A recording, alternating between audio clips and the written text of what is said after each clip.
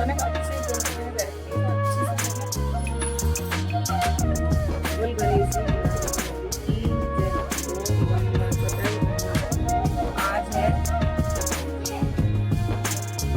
पौष मास की गणेश चतुर्थी।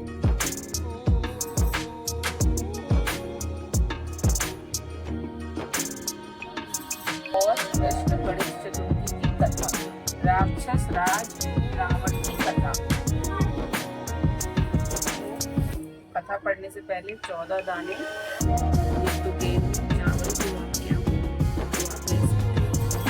आज मैं ये इस शोध का उद्घाटन कर रही हूँ। इसके लिए मैंने ये साड़ी और श्रृंगार का सामान निकाला हुआ है, और ये गणपति जी की थाली है, बाकी छोटे औरतों का भोजन है, सबने 14 सुहागन औरतों में बांट दी। तो कहानी सुनने से पहले हमको ये 14 दाने चावल के लेने हैं। इन दानों को लेकर ही कहानी सुननी है, और फिर जब हम चंद्र को अर्घ देंगे तो ये दाने को ऐसा हाथ में लेकर ही अर्घ देना है। तो आप पूरा वीडियो जरूर देखिएगा। मैंने काजल की 14 टिकली लगाई है, मेहंदी की 14 टिकली लगाई है, हल्दी की 14 टिकली लगाई है, ये रोली की 14 टिकली लगाई है, और ये पैर में लगाने वाला आलता है उसकी 14 टिकली लगाई है। ये 5 तरह की टिकली लगाई जाती है, और फिर गणपति की कहानी सुनी जाती है। तो आज है पौष कृष्ण गणेश चतुर्थी की कथा, राक्षस राज रावण की कथा। पार्वती जी ने गणेश जी से पूछा, हे पुत्र, पौष माह में किस गणेश जी का पूजन करना चाहिए, पूजा का विधान क्या है और भोजन क्या करना चाहिए, संक्षेप में आप यह सब बतलाइए। गणेश जी ने कहा, हे माता, पौष माह की चतुर्थी संकट नाशिनी होती है। इस दिन लंबोदर नामक गणेश जी की पूजा करनी चाहिए। इसके उपरांत भोजन में गौमूत्र ही पीना चाहिए। व्रती को पूजन पहले कही गई विधि से ही करना चाहिए, अर्थात सारे दिन शांत स्वभाव से उपवास रखकर व्रत करें, ब्रह्मचर्य का पालन करें, दिन में सोए नहीं, रात को पूजा से निपटकर ब्राह्मण को भोजन कराएं, दूध की खीर में शुद्ध घी डालकर गणपति मंत्र से हवन करें, वह राजा को भी अपने वश में कर सकता है। इस संबंध में हम आपको एक पुरानी कथा सुनाते हैं। एक बार रावण ने सभी देवताओं को जीत लिया। घमंड के नशे में चूर होकर उसने संध्या करते हुए बाली को पीछे से जाकर पकड़ लिया। शक्तिशाली बाली रावण को अपनी बगल में दबाए हुए आकाश के रास्ते किष्किंधापुरी पहुंचा और रावण को खिलौने के रूप में अपने पुत्र अंगद को दे दिया। अंगद ने रावण के गले में रस्सी बांधकर उसे नगर में घुमाना शुरू कर दिया।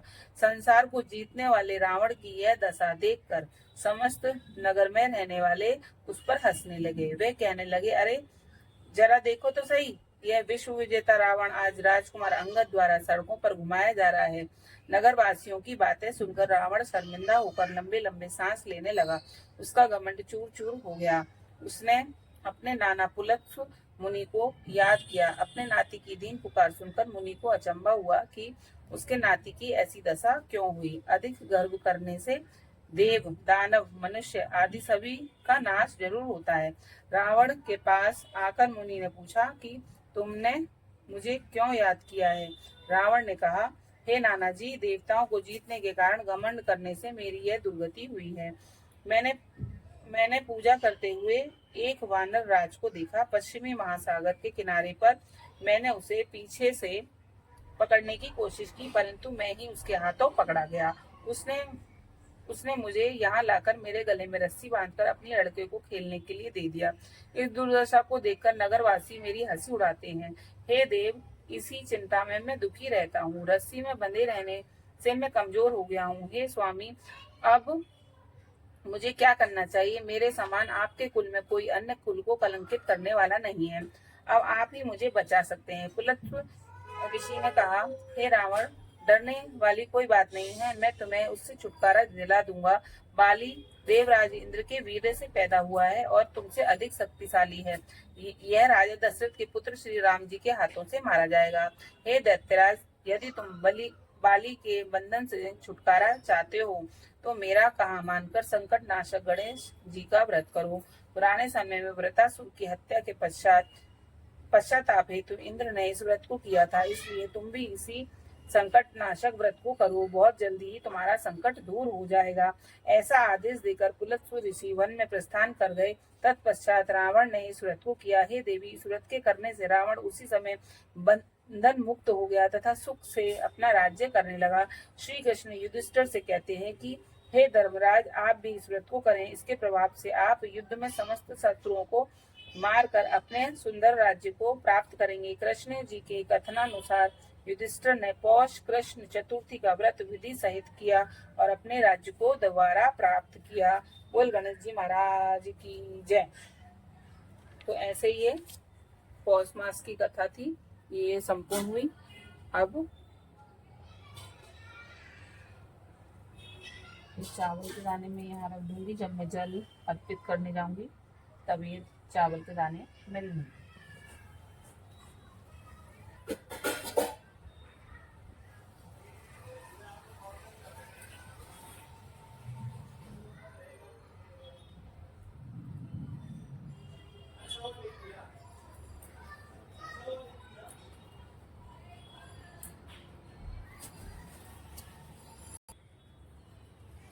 अब गणेश जी की कहानी सुनेंगे। उसके लिए ये फिर से चावल के दाने लेंगे और ये जो हमने आलता रखा हुआ है ये अपने पैरों में लगाएंगे। एक गणेश जी थे, वो चुटकी में चावल और चम्मच में दूध लेके घूम रहे थे। कोई मेरी खीर बना दो, कोई मेरी खीर बना दो, ऐसा कहकर जब घूम रहे थे तो कोई उनकी खीर नहीं बना रहा था। सब बोल रहे थे कि इतने से में थोड़ी कोई खीर बनती है। एक बुढ़िया माई बोली कि लाओ गणपति जी, मैं आपकी खीर बना देती हूँ। तो गणपति जी बोले कि ठीक है, इसको बड़े से बर्तन में बनाना। तो बड़े से बर्तन में बनाने के लिए खीर, और जब बन जाए तो मुझे घंटा बजा के आवाज दे लेना, मैं भोग लगाने आ जाऊंगा। तो बुढ़िया माई बोली ठीक है। बुढ़िया माई ने अपनी बहू से कही कि बहू, ये गणपति जी की खीर है और इसे बड़े से बर्तन में चढ़ा दो, और जब बन जाए तो घंटा बजाना, तो गणेश जी आ जाएंगे, भोग लगा जाएंगे। तो अब वो बहू जो थी वो पेट से थी। अब वो खीर बनने लगी तो खीर में उफान आने लगा। अब बहू पेट से थी, उसको भूख लगने लगी, तो उसने वो खीर जो उफान आने लगी तो चाट ली। अब वो खीर बनी तो बहू ने गणपति बुलाए। अब गणपति नहीं आए, तो अब क्या करें, वही गणपति क्यों नहीं आ रहे।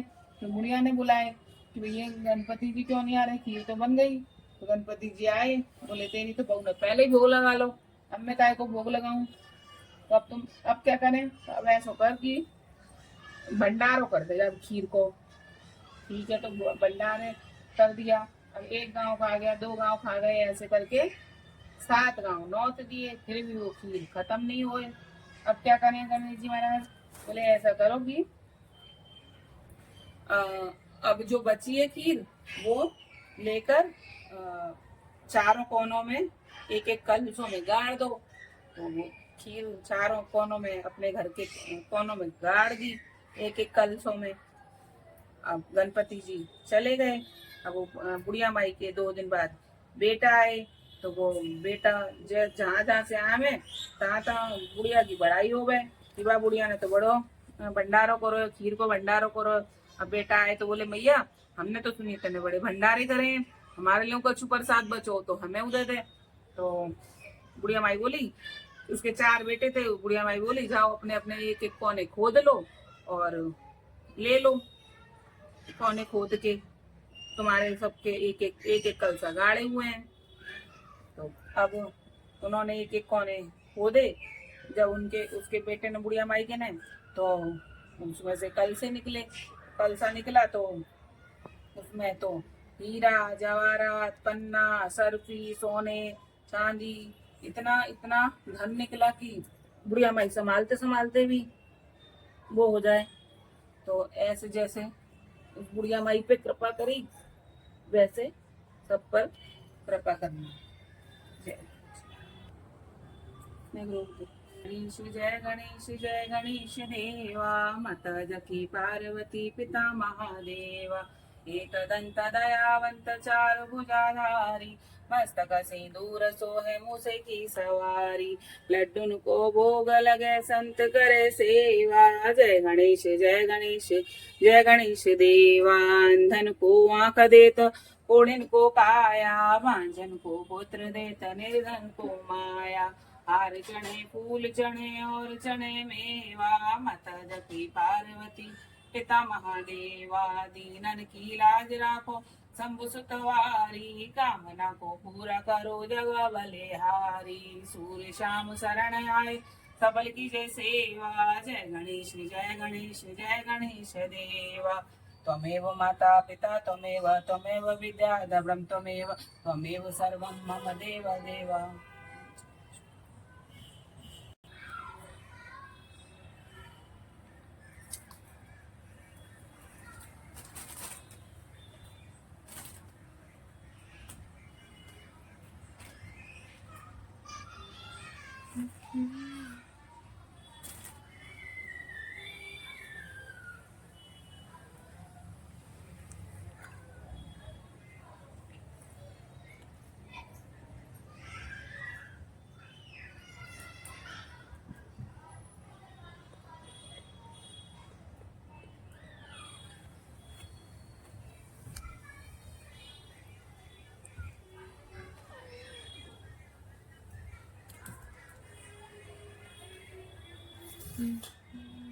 Mm-hmm.